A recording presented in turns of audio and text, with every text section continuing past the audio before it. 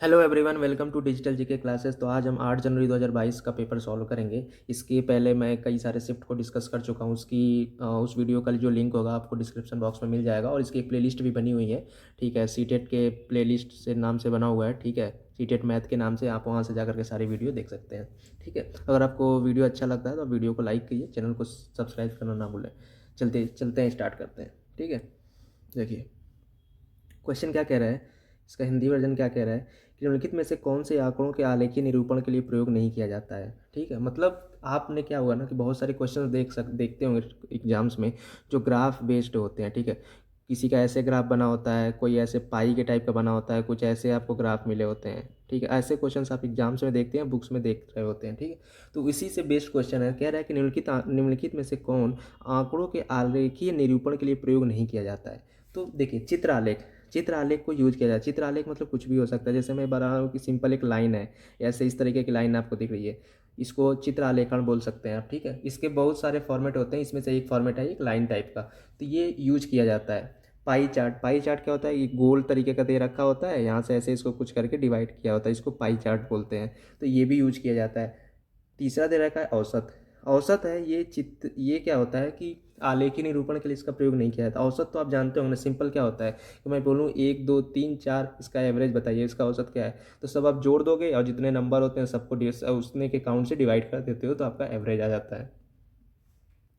ठीक है, तो औसत क्या होता है, ये आलेखी निरूपण के लिए उपयोग नहीं किया जाता। आयत चित्र ऑलरेडी बता चुका हूँ कैसे होता है, ये इस टाइप का दिखता है, ये ऐसे ग्राफ होता है, ऐसे इस तरीके का आयत बने होते हैं। ठीक है, तो इनको आयत चित्र बनते हैं।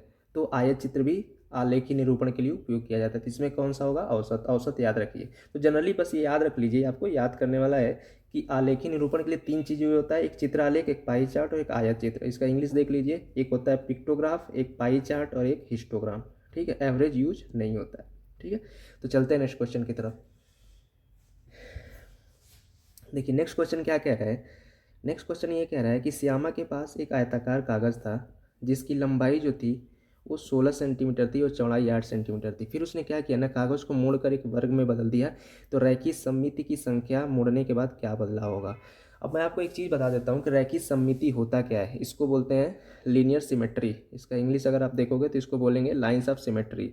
ये होता क्या है, ठीक है, रैखिक सममिति क्या होता है, ये एक इमेजिनरी लाइन होती है। मैं एक एग्जांपल देता हूँ, जैसे कि रेक्टेंगल एक आयत है, ये क्या होता है कि रैखिक सममिति क्या होती है कि एक इमेजिनरी लाइन होती है, जो कोई भी ऑब्जेक्ट है, कोई भी वस्तु या कोई भी ऑब्जेक्ट दे रखा है, उसके सेंटर से होकर के पास होती है। तो यहाँ पे एक इमेजिनरी लाइन मैंने ये खींच दी और एक इमेजिनरी लाइन मैंने ये खींच दी, ये इसके सेंटर से होकर के पास हो रहा है। इसकी खास बात क्या होती है कि इसके अबाउट अगर कि उस डायग्राम को देखोगे ना, तो इस डायग्राम को 2 बराबर भागों में डिवाइड करता है। देख रहे हैं आप, अगर ये वाली लाइन मैं खींचता हूँ तो ये आयत को 2 बराबर भागों में डिवाइड कर रहा है, मतलब 2 इक्वल पार्ट में एकदम सेम सेम तरीके से डिवाइड कर रहा है। अगर मैं ऐसे वर्टिकल लाइन खींचता हूँ तो भी ये आयत को 2 बराबर भागों में डिवाइड करता है। तो इसको बोलेंगे कि लाइन ऑफ सिमेट्री है। तो आयत में क्या है, 2 है, और कोई ऐसी लाइन नहीं होगी जो आयत को 2 इक्वल भागों में डिवाइड करे। अगर डायगोनल से आप खींचोगे तो ये 2 इक्वल पार्ट नहीं हुए, क्योंकि ये इसका सिमेट्री नहीं होगा। अगर इधर वाला देखोगे, अगर इसकी सिमेट्री कैसे बोलेंगे कि ये वाला जो पार्ट है इसके जस्ट अपोजिट यहाँ पे आना चाहिए, बट ये यहाँ पे आ रहा है, तो ये लाइन ऑफ सिमेट्री नहीं होगी। कि आयत में कितने होते हैं, केवल 2 होते हैं। अब श्यामा ने किया क्या था कि उसके पास एक आयताकार कागज़ था, उसने इसको क्या किया था ना, इसको आयताकार कागज़ को एक मोड़ करके इसने एक किस में कन्वर्ट कर दिया, कि स्क्वायर में कन्वर्ट कर दिया। कैसे कन्वर्ट कर दिया, ये देखिए, स्क्वायर में। स्क्वायर कैसे होता है, ये स्क्वायर है, ये आपका स्क्वायर है। ठीक है, स्क्वायर में इसने कन्वर्ट कर दिया, मतलब वर्ग में कन्वर्ट कर दिया। अब बता रहा है कि रैखिक सममिति की संख्या में क्या बदलाव हुआ। अब वर्ग है, वर्ग भी तो एक आयत ही होता है ना, इसकी तो एक सिमेट्री तो रहेगी, जो इसको हॉरिजॉन्टली ऐसे काटता था, जो इसको 2 बराबर भागों में बांटता था। इसकी एक वर्टिकल वाली भी होगी, एक ऊर्ध्वाधर जो लाइन है, ये भी वर्ग को 2 बराबर भागों में बांटता है। इसके अलावा वर्ग में क्या होता है, इसका जो डायगोनल होते हैं ना, डायगोनल, इससे भी एक आप लाइन खींच सकते हो। देख रहे हो, आयत और वर्ग में यही अंतर था। इससे करस्पॉन्डिंग अब अगर एक लाइन खींचोगे ना, जो डायगोनल से होकर के जाएगा, तो ये इसको वर्ग को 2 बराबर भागों में बांटेगा। देख रहे हैं, ये भाग और ये भाग एकदम एक दूसरे की सिमेट्री है, मतलब हू बू अगर इसका मिरर इमेज आप लोगो तो ये वाली चीज़ आएगी, इसी को लाइन ऑफ सिमेट्री बोलेंगे। ठीक है, ऐसे ही एक ये डायगोनल होगा, दूसरा डायगोनल क्या होगा, इधर से निकलेगा। ठीक है, नीचे इधर वाले दूसरे वाले से, तो ये भी एक सिमेट्री बनेगी, ये वाली। तो आप देख रहे हो कि वर्ग में कितने हो गए टोटल, एक ये हो गया, एक ये हो गया, दो, पहला, दूसरा, ये वाली तीसरी और ये वाली चौथी, मतलब वर्ग में टोटल 4 हैं और आयत में हमने कितना देखा था, 2 होता है। तो देख रहे हैं वर्ग में जब उसने मोड़ दिया तो रैखिक समिति की जो संख्या थी वो कितनी बढ़ गई, 2 बढ़ गई। ठीक है, तो आई होप आपको ये समझ में आया होगा। एक बार फिर से देखिए, रिपीट करके आपको समझ में आ जाएगा कि लीनियर सिमेट्री क्या होती है, मैंने बता दिया, आयत और वर्ग में कैसे कैलकुलेट करते हैं ये भी बता दिया। चलिए चलते हैं नेक्स्ट क्वेश्चन की तरफ। देखिए नेक्स्ट क्वेश्चन क्या कह रहा है, राधा के पास ना एक आयताकार कार्ड है जिसकी लंबाई 20 सेंटीमीटर और चौड़ाई 10 सेंटीमीटर है। अब रेणु के पास क्या हुआ कि एक वर्गाकार कार्ड है जिसकी भुजा 15 सेंटीमीटर है, तो दोनों कार्डों के परिमापों का अंतर क्या होगा, ये आपसे पूछ रहा है। अब तो सबसे पहले परिमाप आपको पता होना चाहिए, परिमाप क्या होता है। परिमाप का मतलब ही होता है परि धन माप, मतलब परि मतलब होता है चारों तरफ का, माप मतलब कोई भी अगर आकृति दे रखी है उसकी चारों तरफ की आकृति को आप अगर ऐड कर दोगे जितनी भी लेंथ होगी उसका परिमाप होगा, कोई भी आकृति हो, चाहे वर्ग हो, रेक्टेंगल हो, ट्रायंगल हो, कुछ भी हो। ठीक है, तो इसको हम परिमाप बोलते हैं। अब हमारे क्वेश्चन में क्या है, 2 आकृति दे रखी है, एक आयताकार कार्ड दे रखा है, एक वर्गाकार दे रखा है। तो आयत की कितनी है, ये देखिए, आयत की लंबाई 20 दे रखा है, चौड़ाई 10 सेंटीमीटर दे रखा है। तो अब इसका परिमाप कितना होगा, ये अगर आयत की डिफिनीशन क्या होती है कि इसके आमने सामने की भुजा बराबर होती है। तो ये अगर 20 है तो ये भी 20 होगा, ये 10 है तो ये भी 10 हो गया। ठीक है, आपको चारों भुजाएं आपको मिल गई आयत की। अब इसका परिमाप निकाल दीजिए, क्या होता है, चारों भुजाओं का योग जोड़ दोगे, कितना होगा, 20 20 40 और प्लस ये 10 प्लस ये 10 20, कितना हो गया, 60। मतलब जो आयत का जो परिमाप आया रेक्टेंगल का वो आ गया 60। अब क्या कह रहा है कि रेणु के पास एक वर्गाकार कार्ड है जिसकी भुजा 15 सेंटीमीटर है। अब वर्गाकार देखिए, ये वर्ग है, ठीक है, इसकी भुजा 15 सेंटीमीटर। आपको पता है वर्ग की चारों भुजा बराबर है, तो ये भी 15 है तो ये भी 15 होगा, ये भी 15 होगा, ये भी 15 होगा। अब इसका परिमाप निकालोगे कितना आएगा, चारों भुजाओं का योग आप कर दो, कितना होगा, 1 2 3 4, 4 भुजाएं हैं, चारों की लंबाई 15 है, तो कितना होगा, 4 गुणे 15 जोड़ोगे तो ये आ जाएगा 60। ठीक है, आप चाहे तो फार्मूला भी याद रख सकते हैं, वर्ग का परिमाप क्या होता है, 4 इंटू भुजा, वही सेम चीज़ मैंने यहाँ पे किया, 4 इंटू 15 इक्वल टू 60। ये आपका आ गया स्क्वायर का, आयत का दे रखा था 60 और स्क्वायर का आया 60, मतलब इसका परिमाप का जो डिफरेंस आया दोनों भुजाओं दोनों कार्डों के परिमापों का अंतर क्या होगा, वो 0 हो जाएगा। मतलब आयताकार कार्ड को और वर्गाकार कार्ड दोनों का परिमाप निकालने पर दोनों का परिमाप बराबर आ रहा है, तो इसका जो अंतर होगा वो 0 हो जाएगा। ठीक है, तो चलते नेक्स्ट क्वेश्चन की तरफ। देखिए नेक्स्ट क्वेश्चन भी अच्छा है, कंसेप्ट लगेगा इसमें। देखिए ये कह रहे हैं, नेक्स्ट क्वेश्चन ये कह रहा है कि नीचे दिए गए विकल्पों में से वृत्त के भागों को चुनिए। ठीक है, वृत्त के भाग को चुनना है, ध्यान से देखना है, इसमें थोड़ा सा भी गलत नहीं होना चाहिए। वृत्त क्या होता है, ये हमारा ये सर्कल है, इसको हम बोलते हैं वृत्त। वृत्त में कुछ चीज़ें मैं आपको बताता हूँ वृत्त कैसे बनता है। वृत्त के लिए सबसे पहले आपका क्या होना चाहिए, एक सेंटर होना चाहिए, जिसको बोलते हैं ना, एक लंगड़ा प्रकार हम यूज करते थे अपने स्कूल के टाइम पे, जैसे सर्कल हम बनाते थे, तो ये हमने क्या कर दिया, सर्कल बना दिया। ठीक है, इसका एक सेंटर होता है। ठीक है, यहाँ से लेकर के ये हम इसको क्या बोलते हैं, इसको परिधि बोलते हैं। ठीक है, इसको हम परिधि बोलते हैं, ये हमारा सेंटर होता है। ठीक है, जिसको हिंदी में केंद्र बोलते हैं, इसको परिधि बोलते हैं, इंग्लिश में इसको क्या बोलते हैं, सरकमफ्रेंस बोलते हैं। ठीक है, सेंटर से लेकर के परिधि के बीच की जो दूरी होती है इसको त्रिज्या बोलते हैं। ठीक है, इसको हम क्या बोलते हैं, त्रिज्या, इंग्लिश में क्या बोलते हैं, रेडियस। ठीक है, ये 3 चीज़ें होती हैं इसमें, रेडियस हो गया, सेंटर से लेकर के परिधि के बीच की दूरी रेडियस, ये चारों तरफ का जो रिंग होता है इसको हम परिधि बोलते हैं, इसको हम सेंटर बोलते हैं, जो बीच में पॉइंट होता है। ठीक है, ये 3 चीज़ें हो गई, इसका ध्यान रखना होता है, तो आप आसानी से आंसर निकाल सकते हैं। अब देखिए अगर इसमें से आपको नहीं पता, लेट से आपको कोई पॉइंट नहीं पता है, तो आप आराम से 3 चीज़ आपको अगर पता है ना, सेंटर, परिधि और आपका क्या था, त्रिज्या, रेडियस, तो आसानी से आप एलिमिनेट कर सकते हैं। अब पहले में देखिए कह रहा है कि त्रिज्या बिल्कुल सही है, केंद्र भी सही है, व्यास और कोण, जो हमारा सर्कल है इसमें कोण कहाँ से होगा, कोण तो होता है एक पॉइंट पे 360 डिग्री का कोण बनेगा, बट वैसा कोण नहीं है जैसे हम ट्रायंगल में बनाते हैं ना, ये वाला एंगल, ये वाला एंगल, ये वाला एंगल, या कोई चतुर्भुज बनाता है जिसका ये एंगल, तो आपका सर्कल में कोई एंगल नहीं होता वैसा। ठीक है, आप एक ही एंगल बनाओगे जो 360 डिग्री का होगा, ऐसा कोई एंगल नहीं होता, तो ये वाला चीज़ नहीं होगा। ठीक है, दूसरे में देखिए, इसमें दे रखा है भुजा। अब बताइए मैंने अभी आपको बताया कि आपको जो सर्कल बना है इसमें कोई भुजा होती है? भुजा तो हमेशा क्या होती है, रेक्टेंगल की होगी, स्क्वायर की होगी, ठीक है, इन सब की भुजा होती है। इसका तो कुछ होता नहीं, इसकी तो परिधि होती है, तो ये भी नहीं होगा। ठीक है, इसमें देखिए ये क्या का त्रिज्या जीवा परिमाप भुजा, इसमें भी भुजा दिया हुआ है, तो ये भी आपका नहीं होगा क्योंकि भुजा इसमें होता ही नहीं है सर्कल में। अब ऑप्शन बच गया आपके पास परिधि, केंद्र, त्रिज्या और व्यास, तो ये आपका हो जाएगा सही आंसर। ठीक है, अब मैं आपको इसमें 2 पॉइंट कुछ बता देता हूँ कि मैंने आपको परिधि बता दिया है, त्रिज्या बता दिया, केंद्र, व्यास बता देता हूँ, व्यास क्या होता है और जीवा क्या होता है, 2 चीज़ बता देता हूँ। ठीक है, देखिए इसको इरेज कर देता हूँ, मैं यहाँ पे बता देता हूँ आपको।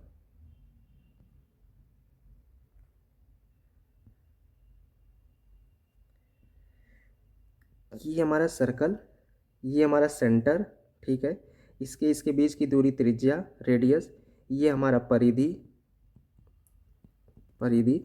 व्यास क्या होता है, ऐसी एक लाइन, एक ऐसी लाइन जो सेंटर से होकर के जाती है उसको हम व्यास बोलते हैं। ठीक है, तो ये होगा, अगर हम इसको ऐसे मिला देते हैं ना, एक ऐसी लाइन जो इस सर्कल को 2 बराबर भागों में बांटती है, ये और ये। ठीक है, इसको भी आप बोल सकते हो सिमेट्री, जैसे ऊपर वाला क्वेश्चन मैंने सॉल्व किया था ना, तो ये भी एक सिमेट्री हो जाएगी इसकी, मतलब 2 इक्वल पार्ट में डिवाइड कर देता है एकदम हूबहू सेम पार्ट में। तो तो व्यास क्या होता है कि जो जो हमारा सर्कल है, जो वृत्त है, उसके सेंटर से होकर के पास होता है, तो ये हमारा हो जाएगा व्यास, इसको व्यास बोलते हैं। ठीक है, व्यास, इसको इंग्लिश में डायमीटर बोलते हैं, डायमीटर। दूसरा एक और इसमें दे रखा था, क्या था वो,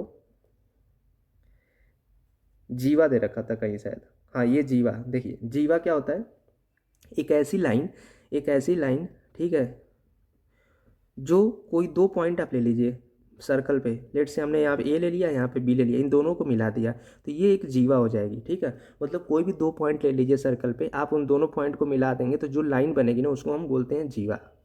ठीक है, जीवा। जीवा और व्यास में क्या अंतर है, बस थोड़ा सा अंतर है, जो व्यास होता है आपका वो सर्कल के सेंटर से पास होता है, बट जो जीवा होती है वो सर्कल के सेंटर से पास नहीं होती है। ठीक है, तो आई होप आपको ये कॉन्सेप्ट क्लियर हो गया होगा। चलते हैं नेक्स्ट क्वेश्चन की तरफ।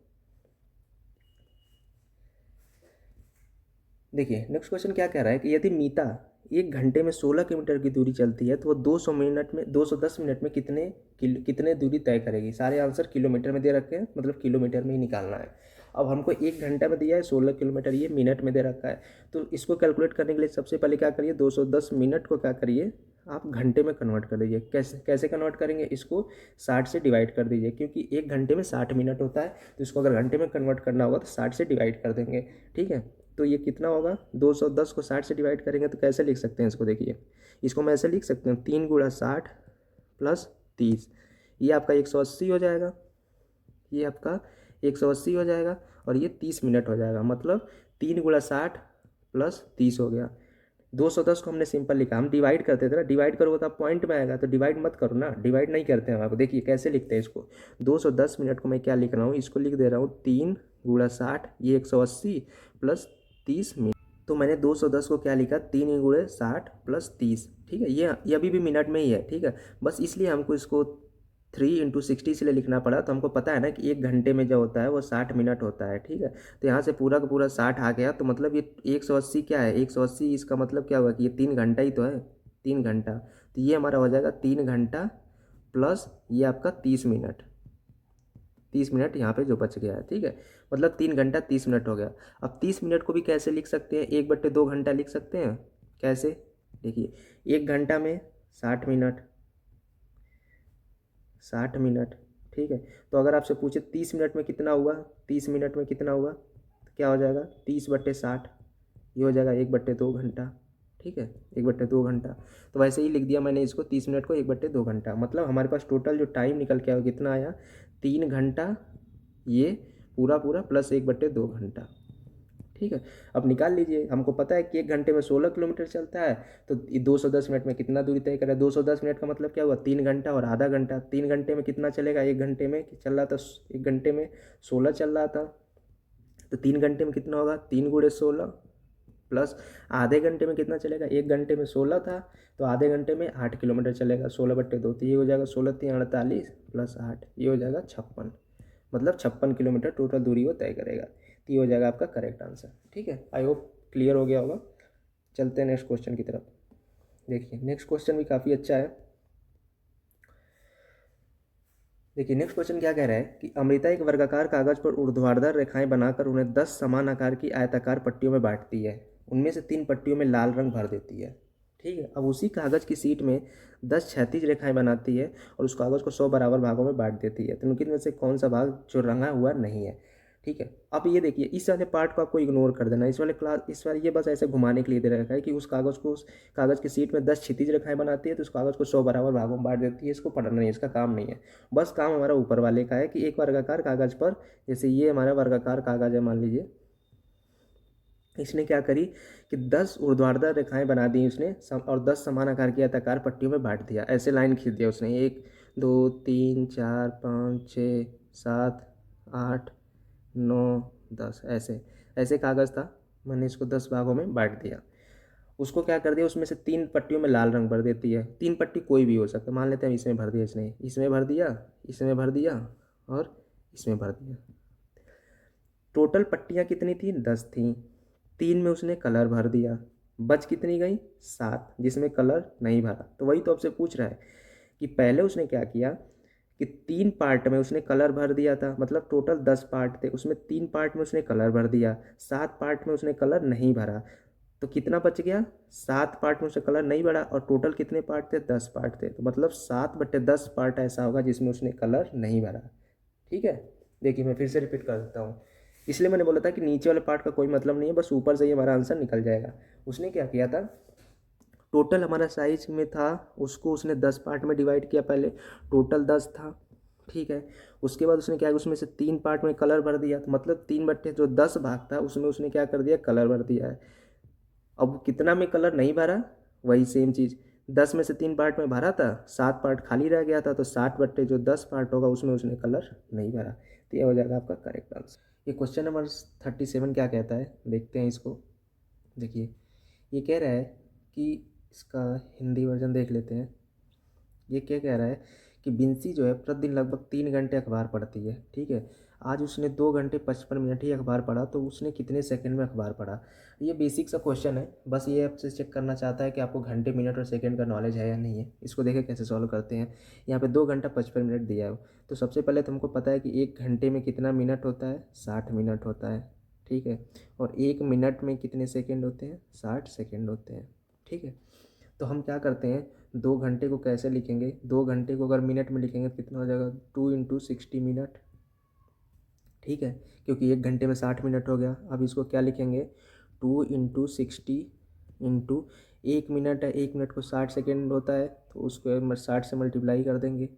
देखिए कैसा लिखा, मैं फिर से बता देता हूँ। 2 घंटे, घंटे को हमने क्या किया, मिनट में कन्वर्ट करने के लिए 60 से मल्टीप्लाई कर दिया, तो ये होगा मिनट। अब मेरे पास इतना बच ऑलरेडी ऊपर से आ रहा है, अब मिनट है यहाँ पे, इसको सेकंड में कन्वर्ट करने के लिए मैं क्या करूँगा, 60 से मल्टीप्लाई कर दूंगा, तो ये हो जाएगा सेकंड। तो ये कितना हुआ, 2 × 3600 इक्वल टू 7200 सेकेंड। ठीक है, 7200 सेकेंड हमारा 2 घंटे में हुआ। अभी हमारे पास क्या है, 55 मिनट और है, तो 55 मिनट को भी लिख लीजिए। देखिए 55 मिनट को क्या कैसे लिखोगे, 55 गुणे 1 मिनट में कितना सेकेंड, 60 सेकेंड।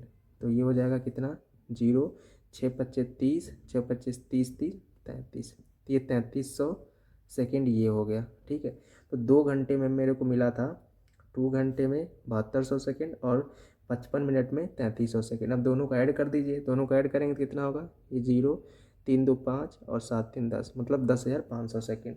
ये ऑप्शन बी, ऑप्शन 2 सही हो जाएगा। ठीक है, कैसे किया, 2 चीज़ें बस याद रखनी है कि 1 घंटे में 60 मिनट और 1 मिनट में 60 सेकेंड, बस आपका आंसर निकल जाएगा। देखिए चलते हैं नेक्स्ट क्वेश्चन की तरफ। नेक्स्ट क्वेश्चन क्या कह रहा है कि विच of the following is a perfect cube. मैंने आपको पहले भी बताया था, जब DSSB का मैं पेपर करा रहा था, तो उसमें बोला था कि आप सभी लोग क्या करिएगा, 1 से लेकर के एटलीस्ट 15 तक के स्क्वायर और क्यूब रट जाइएगा। ठीक है, क्योंकि बहुत इंपॉर्टेंट होते हैं और हर क्वेश्चन में आपको मिलेंगे देखने के लिए, आप कहीं भी इसका यूज डायरेक्टली कर सकते हो। तो देखिए अगर आपको याद होगा तो आप डायरेक्टली कर सकते हो। विच of the following is a perfect cube. एक है 25, 25 क्या परफेक्ट क्यूब है, नहीं, ये 5 × 5 है, मतलब 5 का स्क्वायर है। ठीक है, 36 क्या है, क्यूब है, नहीं, स्क्वायर है, कितने का, 6 × 6 का, 6 का स्क्वायर। 64 क्या है, ये देखिए इसको कैसे लिख सकते हैं, 4 × 4 × 4 इक्वल टू 4 का क्यूब, मतलब 64 जो है वो 4 का क्यूब है, ये परफेक्ट क्यूब होगा आपका। ठीक है, मतलब परफेक्ट क्यूब पूछा हुआ तो ये हो जाएगा 64। 81 भी देख लेते हैं, 81 क्या है 9 इंटू 9, ये 9 का स्क्वायर। मतलब ये चारों ऑप्शन में केवल 64 है, जिसको 4 इंटू 4 लिखोगे 4 का क्यूब होगा, तो ये आपका क्या होगा परफेक्ट क्यूब होगा। ठीक है, आई होप ये क्लियर हो गया होगा आपको। तो चलते हैं नेक्स्ट क्वेश्चन की तरफ। देखिए नेक्स्ट क्वेश्चन क्या कह रहा है, नेक्स्ट क्वेश्चन का हिंदी वर्जन ये कह रहा है कि रुसदा रुसदा और रेखा की चोटियों की लंबाई जो है 1 मीटर का क्रमशः 4/5वां और 5/7वां भाग है। तो दोनों चोटियों की लंबाइयों का योग आपसे पूछ रहा है। ठीक है, देखिए रुसदा को मैं आर्य से लिख देता हूँ। रुसदा की चोटियों की लंबाई कितनी है, वो 1 मीटर का 4/5वां भाग है। तो 1 मीटर का 4/5 कैसे लिखोगे, 1 इंटू 4/5, कितना हुआ 4/5 मीटर। ठीक है, रेखा रेखा की चोटियों की लंबाई कितनी है, वह 1 मीटर का 5/7वां भाग है। तो 1 इंटू 5/7 कितना आ जाएगा 5/7 मीटर। ठीक है, तो दोनों चोटियों की लंबाइयों का योग पूछ रहा है। तो रुस्ता की कितनी थी 4/5 और रेखा की कितनी थी 5/7। इसको आप ऐड कर दो कितना आ जाएगा, एलसीएम 7×5 = 35, 5×7 = 35, 5×4 = 20, सॉरी 5×7 = 35, 7×4 = 28 प्लस 7×5 = 35, 5×6 = 25। ये कितना आ जाएगा 8×5 = 13 और 2×2 = 4, 1×5, ठीक है, बट्टे 35, 53/35 आएगा। इसमें कोई ऑप्शन मैच नहीं कर रहा, ये सही में दे रखा है, तो इसको हम डिवाइड कर लेंगे कैसे, 35 से 53 को, 35 से कम 35, ये कितना होगा 13 में से 5 जाए 8 और इधर बच जाएगा 4, 4 में से 3 जाए 1, ये हो जाएगा 1 सही 18/35। तो ये हो जाएगा आपका करेक्ट आंसर 1 सही 18/35। मैं फिर से रिपीट कर देता हूँ कैसे किया। यहाँ पे दे रखा था कि रुजदा और रेखा की चोटियों की लंबाई क्रमशः जो है वो 1 मीटर का क्रमशः 4/5वां और 5/7वां भाग है। दोनों चोटियों की लंबाई का योग पूछ रहा था। 1 मीटर की का क्रमशः 4/5वां भाग है रुजदा की चोटी की लंबाई, वो हमने लिख लिया था। 1 मीटर का 4/5 कहीं भी का होता है ना तो उसका मतलब होता है मल्टीप्लीकेशन। ठीक है, तो वही मैंने किया। 1 मीटर का मतलब 1 इंटू 4/5, ये आपका 4/5 मीटर आ गया। रेखा का हो गया 1 मीटर का 5/7वां भाग, तो 5/7 मीटर आ गया। दोनों का योग पूछा था, मैंने दोनों को यहाँ पे ऐड कर दिया, एलसीएम ले लिया, सॉल्व कर लिया, 53/35 आया। कोई ऑप्शन मैच नहीं कर रहा था, सब सही में दे रखे थे पार्शियल फ्रैक्शन में, तो हमने इसको क्या किया डिवाइड कर लिया 35 से 53 को। ये हमारा आंसर आ गया 1 सही 18/35, जो कि हमारा करेक्ट ऑप्शन सेकेंड है। ठीक है, आई होप ये वीडियो आपको समझ आया होगा। तो चलते हैं नेक्स्ट क्वेश्चन की तरफ। देखिए नेक्स्ट क्वेश्चन काफ़ी इंटरेस्टिंग है, इसको हम ध्यान से करेंगे और इसका एक वेरिएशन भी मैं बताऊंगा आपको। देखिए नेक्स्ट क्वेश्चन क्या कह रहा है कि 10 - 10 + 10 - 10 + 10 इस तरीके की कोई सीरीज़ है, इसका मान क्या होगा यदि पदों की संख्या सम है। तो इसको हम कैसे करेंगे, देखिए सबसे पहले हम क्या करेंगे, पदों की संख्या सम है। सम का मतलब क्या है कि पदों की संख्या या तो 2 होनी चाहिए, 4 होनी चाहिए, 6 होनी चाहिए, 8 होनी चाहिए, मतलब 2 के मल्टीपल्स होने चाहिए। सिंपल सी चीज़, ठीक है। मतलब ऐसा नहीं हो सकता कि पदों की संख्या 1 है या 3 है, मतलब ऑड में नहीं होना चाहिए, हमेशा सम में होना चाहिए। तो इसको कैसे करोगे, अब मैं क्या करूँगा, देखिए 2 पदों की संख्या पहले से स्टार्ट करता हूँ, क्योंकि ये तो इनफाइनाइट सीरीज है, हमको कैसे पता चलेगा। तो मैं एक आपको पैटर्न दिखाऊंगा, उस पैटर्न से आपका आंसर निकल जाएगा। कैसे, कि पहले 2 पद लिखिए, तो 2 पद अगर लिखेंगे इसमें तो क्या आएगा, ये आएगा 10 - 10, इसकी वैल्यू 0। ठीक है, अगर मैं 4 पद लेता हूँ, इसमें 4 पद अगर लेता हूँ, ये वाला देखिए यहाँ तक 4 पद हो गया, तो क्या आएगा 10 - 10 + 10 - 10, तो इसकी वैल्यू कितनी आ जाएगी, इसकी भी 0, क्योंकि 10 से 10 सब ये कैंसिल हो जाएंगे, कुछ नहीं बचेगा, सब 0 हो जाएगा। ऐसे ही अगर 6 पद लेते हैं हम, तो 6 को कैसे लिखते हैं, 10 ऊपर वाला 4 ऐसे रहता है, 10 - 10 + 10 - 10 और 2 एक्स्ट्रा और आ जाते किसके, +10 और -10, इसमें भी सब आपस में कैंसिल हो जाते, इसकी वैल्यू 0 आ जाती है। अब देख रहे हो, तो चाहे आप 2 पद लो, चाहे 4 पद लो या 6 पद लो, मतलब सभी सम पद हैं, हर की वैल्यू क्या आ रही है, 0 आ रही है। तो वही आपसे पूछ रहा है कि मान क्या होगा यदि पदों की संख्या सम है। तो पदों की संख्या अगर सम है तो इसकी वैल्यू हमेशा 0 आएगी। ठीक है, अब मान लीजिए सेम क्वेश्चन आपसे पूछ दे किसी और शिफ्ट में कि पदों की संख्या अगर विषम है, ठीक है, पदों की संख्या विषम है, तब आपको वैल्यू बतानी है। सेम एग्जांपल के साथ करते हैं। देखिए अगर मान लेते हैं पदों की संख्या विषम है, तो कैसे करोगे, अगर केवल एक पद है तो उसमें क्या होगा, केवल 10 इंक्लूडेड होगा, ठीक है, तो उसकी वैल्यू 10 आएगी।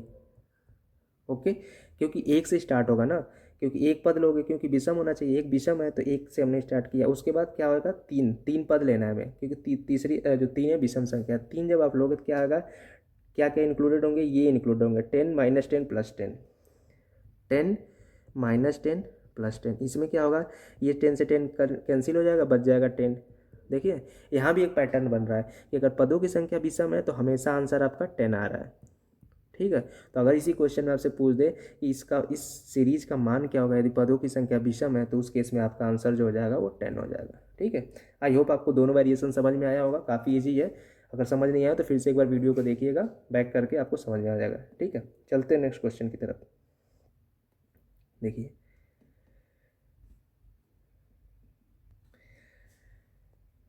नेक्स्ट क्वेश्चन में क्या कह रहा है कि विभिन्न गांवों में किसानों की एक दिन की मजदूरी नीचे दी गई है, ये दिया हुआ है कुछ कुछ। ठीक है, कि एक गांव ABCD है, इनकी मजदूरी यहाँ पे दे रखी है। जगत क्या होता है, गांव A में 105 दिन काम करता है और रेनू जो होता है गांव C में 180 दिन काम करती है। मतलब हमको केवल दो को ध्यान देखना है, A का और C का, बाकी B और D को नहीं देखना है। तो जगत गांव A में 105 दिन काम करता है, रेनू गांव C में 180 दिन काम करती है, तो कौन ज़्यादा रुपए कमाता है और कितने। तो ये तो सिंपल है, सिंपल आप क्या कर लीजिए, देखिए अगर एक गांव में जब काम करता है, ए जो है उसकी एक दिन की मजदूरी 185 रुपये है, वो कितने दिन काम करता है, 150 दिन, तो 150 दिन में मल्टीप्लाई कर देंगे, इसकी वैल्यू आ जाएगी। ऐसे रेनू है गांव C में काम करती है, ये कितने दिन काम करती है, 180 दिन, और एक दिन की मजदूरी जो है C की कितनी दे रखी है, 93 रुपये गाँव में, मतलब C गाँव में 93 रुपये मजदूरी, इसकी 93, दोनों को आप मल्टीप्लाई कर लीजिए और देख लीजिए किसका ज़्यादा आ रहा है। ठीक है, ये तो काफ़ी इजी क्वेश्चन है, बस ये आपको मल्टीप्लिकेशन सही इससे करना चाहिए, उसके बाद देख लेना है घटा करके कि कौन ज़्यादा हो रहा है। ठीक है, तो ये मैं आपके ऊपर छोड़ता हूँ, आप इसको कर लीजिएगा। मैंने आपको कॉन्सेप्ट बता दिया कैसे करना है इसको, बस आप सभी लोग इसका आंसर निकाल कर कमेंट बॉक्स में बताएंगे कि कितना कौन सा आंसर सही होगा इसमें। ठीक है, चलते हैं नेक्स्ट क्वेश्चन की तरफ। देखिए नेक्स्ट क्वेश्चन क्या कह रहा है, देखिए कभी कभी आप इंग्लिश भी पढ़ लिया करिए, क्योंकि कुछ कुछ ऐसे वर्ड हिंदी में होते हैं जो समझ नहीं आते, लेकिन पूछ रहे हैं निम्नलिखित में से कौन सा एक और 6 दशांश के बराबर है। आपका इसका अगर इंग्लिश पढ़ेंगे तो क्या लिखेगा, which of the following is equal to 1 and 6/10। ठीक है, तो मैं बताता हूँ क्या होता है, कौन सा एक और 6 दशांश के बराबर है। एक को तो एज इट इज एक लिखेंगे। ठीक है, 6 दशांश का मतलब क्या होता है, 10वें का छठा हिस्सा। ठीक है, 6 दशांश का मतलब ये हुआ 10 है उसमें उसका छठा हिस्सा, मतलब 6/10। ठीक है, इसको 6 दशांश बोलेंगे। अगर कोई यहाँ पे लिखे 3 दशांश क्या होता है, तो हो जाएगा 3/10, मतलब 10वें का इतना हिस्सा, 6 दशांश मतलब 6/10, तो ये हो जाएगा 6/10। दोनों को आप जोड़ लीजिए, क्योंकि पूछ रहा है ना एक और 6 दशांश कितना, तो और का मतलब ऐड करना है, तो एक एक प्लस 6 दशांश मतलब 6/10, एक प्लस 6/10 को कैसे लिखेंगे, 0.6। आपको पता है ना कि कैसे डिवीजन करते हैं, अगर नीचे 100 में होता है, 1000 होता है, कैसे मैं बता देता हूँ इसे। लेट से अगर आपको 23 है, इसको 100 से डिवाइड करना है, तो क्या करेंगे, जब भी नीचे 100 हो, मतलब 10 के मल्टीपल्स में हो, 10, 100, 1000, लाख, तो कैसे करते हो, सिंपल नंबर्स को ऐसे लिखो जो न्यूमरेटर में दे रखा है, और जितने जीरो हैं नीचे उतने डिजिट के बाद आप पॉइंट लगा दो। तो ऊपर वाले न्यूमरेटर में कितने डिजिट हैं, 2। ठीक है, 23। नीचे 100 में कितने जीरो हैं, 2। ठीक है, तो मैं क्या करूँगा, 2 डिजिट्स के बाद इसमें एक पॉइंट लगा दूंगा, कितना हुआ, 3, 2, ये 2 डिजिट होगा, इसके बाद एक पॉइंट लगा दूंगा, तो मतलब 0.23 हो जाएगा। ठीक है, तो सेम चीज़ मैंने यहाँ पे भी किया। मैंने क्या किया, 6 को एज इट इज़ लिखा और नीचे देखा कि एक जीरो है, तो एक डिजिट के बाद मैंने यहाँ पे पॉइंट लगा दिया, तो ये हो गया 0.6। अब इसको ऐड कर दो, कितना होगा, 1.6। ये आपका हो जाएगा करेक्ट आंसर। ठीक है, 1.6। इसमें एग्जामिनर बस आपसे ये चेक करना चाहता था आपको दशांश पता है या नहीं, और आप अच्छे से डिवाइड कर पा रहे हैं या नहीं। फिर से मैं एक और आपको बता देता हूँ कैसे डिवाइड करते। देखिए एक और देखिए, मैं लिखता हूँ 1, 2, 3 डिवाइडेड बाई 10,000। ठीक है, इसको कैसे लिखो, कैसे डिवाइड करोगे, आप क्या करिए, जो न्यूमरेटर है एज इट इज़ यहाँ पे लिख दीजिए 123। नीचे कितने जीरो हैं, 1, 2, 3, 4, तो 4 डिजिट के बाद एक पॉइंट लग जाएगा। ऑलरेडी यहाँ पे 3 डिजिट दे रखा है, 1, 2, 3, एक कम पड़ रहा है तो एक जीरो बढ़ाएंगे और यहाँ पर पॉइंट लगा देंगे, तो ये आपकी वैल्यू आ जाएगी। ठीक है, तो चलते हैं नेक्स्ट क्वेश्चन की तरफ। देखिए नेक्स्ट क्वेश्चन क्या कह रहा है, ये एक गेम होता है म्याऊ। ठीक है, कोई गेम होता होगा, लिखा है म्याऊ खेल को खेलने के लिए सब लोग एक गोले में खड़े होते हैं। एक खिलाड़ी बोलता है एक, अगला खिलाड़ी कहता है 2, और ऐसे ही खेल चलता रहता है। जिस खिलाड़ी को 7 या फिर से 7 या फिर से 7 भाग होने वाली संख्या बोलनी है, उस संख्या की जगह म्याऊं कहेगा। जो म्याऊं कहना भूल गया वो क्या होगा, खेल से बाहर हो जाएगा। ठीक है, तो अंत में म्याऊं बोलने वाले खिलाड़ी जो होगा वो जीत जाएगा। ठीक है, तो विजेता बनने के निम्नलिखित में से किस समूह की संख्याएं आने पर म्याऊं बोलना होगा। ठीक है, ये क्वेश्चन था। मतलब जिस खिलाड़ी का भी, जैसे सब लोग क्या है, ये सर्कल है, यहाँ पे 1 2 3 ऐसे, तो 1 का आएगा तो ये क्या बोलेगा, 1 बोलेगा। अगला खिलाड़ी कहता है, जैसे एक खिलाड़ी बोलता है 1, ये 1 बोलता है, फिर ये इसका 2 नंबर आता है तो 2 बोलता है, तीसरा 3 बोलता है। लेकिन जो 7 वाला नंबर आएगा ना, उसको म्याऊं बोलना है। अगर वो म्याऊं बोलता है तब वो जीत जाता है, अगर म्याऊं नहीं बोलता है तो वो बाहर हो जाएगा। ठीक है, यही एक कंडीशन है। तो अब कह रहा है कि विजेता बनने के लिए निम्नलिखित में से किस समूह की संख्या आने पर म्याऊं बोलना होगा। तो ये सिंपल सा क्वेश्चन है। इसमें सिंपल से आपको क्या चेक करना है कि जितना भी ये ग्रुप दे रखा है, ये चेक कर लीजिए कि जितने भी नंबर हैं वो 7 से डिविजिबल हैं या नहीं। ठीक है, सिंपल, बस एक लाइन का आंसर है। चेक कर लीजिए कि 7 से डिविजिबल है या नहीं है। अगर सारे नंबर 7 से डिविजिबल होते हैं तो वो सारे ग्रुप्स जो होंगे वो आपका विनर हो जाएगा, वो आपका विजेता हो जाएगा। ठीक है, तो चलते हैं, एक एक करके चेक कर लेते हैं। तो बताता हूँ 7 की डिविजिबिलिटी कैसे चेक करते हैं। ठीक है, कोई भी नंबर दे रखा है तो उसकी 7 की डिविजिबिलिटी कैसे चेक करोगे, एग्जाम्पल के साथ देख लेते हैं। लेट्स से 154 है, ये 7 से डिविजिबल है या नहीं कैसे चेक करोगे। तो मैं क्या करूँगा, जो यूनिट प्लेस है ना, यूनिट प्लेस, इसका डबल कर दूंगा। 4 है, 4 का जो डबल होगा 8 हो जाएगा। और इसको क्या करूँगा, जो बचे हुए जो नंबर्स है ना, जो बचे हुए, यहाँ पे 15 बचेगा, इसमें से माइनस कर दूंगा तो क्या बचेगा, 7। तो मतलब जो माइनस करने के बाद जो नंबर बच रहा है, अगर वो 7 से डिविजिबल है तो हमारा पूरा जो नंबर होगा वो 7 से डिविजिबल होगा। ठीक है, फिर से रिपीट कर देता हूँ कैसे डिविजिबिलिटी चेक करते हैं। यहाँ पे एग्जांपल दे रहा हूँ, 154 है, इसको चेक करना है 7 से डिविजिबल है या नहीं है। तो हम क्या करेंगे, यूनिट प्लेस पे जो नंबर है, यहाँ पे 4 है, उसको डबल कर देंगे तो 2 4 जा 8 हो जाएगा। इसको क्या करेंगे, जो नंबर बच गया ना, 15 बच गया यहाँ पे, ठीक है, 154 से, इसमें से क्या करेंगे, माइनस कर देंगे 8 को, तो माइनस करेंगे कितना आ जाएगा, 7। तो जो बच रहा है, जो माइनस करने पे आया, अगर ये 7 से डिविजिबल है तो हमारा जो नंबर है दिया हुआ वो 7 से डिविजिबल होगा। अब एक एक करके चेक कर लीजिए इसमें कौन डिविजिबल है कौन सा नहीं है। चलिए चेक कर लेते हैं। 154 है, 154 तो चेक कर लिया 7 से डिविजिबल होगा। 192 क्या है, कैसे चेक करोगे, 2 चौके 8, सॉरी 2 2 जा 4, इसका डबल करेंगे, 4 इसमें से माइनस करेंगे, 15 बचेगा। 15 7 से डिविजिबल है, नहीं है, मतलब ये वाला ऑप्शन हमारा गलत हो गया। ठीक है, ये डिविजिबल नहीं है क्योंकि 192 डिविजिबल नहीं है। दूसरे में चलते हैं, 147, ये तो देख के ही लग रहा है 7 दूनी के 14, 7 एकम 7, ये डिविजिबल होगा। 187 चेक कर लेते हैं। 187 कैसे चेक करेंगे, इसका डबल करेंगे, 7 दूनी के 14। ठीक है, इसको उसको माइनस कर देंगे 18 में से, 4 बचेगा। 4 डिविजिबल है 7 से, नहीं होगा, मतलब ये वाला भी गलत हो गया क्योंकि 187 डिविजिबल नहीं है। नेक्स्ट चेक कर लेते हैं 133।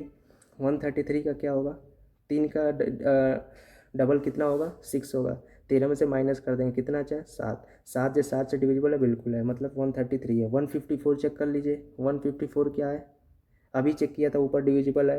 154 203 चेक कर लीजिए, ये कैसा होगा, 3 का जो डबल करिए कितना होगा, 6, इसको 20 में से माइनस कर दें कितना आएगा, 14। क्या 14 7 से डिविजिबल है, बिल्कुल है, मतलब इसमें 133 154 203 सारे डिविजिबल है, मतलब ये वाला जो ग्रुप होगा वो विन कर जाएगा। ठीक है, तो यही आपका आंसर हो जाएगा। तो आई होप ये आपको समझ में आया होगा। 7 की डिविजिबिलिटी आप याद रखिए कैसे करते हैं, इसको आप दिमाग में बैठा लीजिए, आगे के एग्जाम में भी आपको काम आएगा। ठीक है, तो आई होप आप सबको ये वीडियो अच्छा लगा होगा, और वीडियो अच्छा लगा हो तो वीडियो को लाइक ज़रूर कीजिएगा और अपने दोस्तों के साथ शेयर कीजिएगा, चैनल को सब्सक्राइब करना ना भूलें। मिलते हैं नेक्स्ट क्लास में, तब तक के लिए टेक केयर, बाय।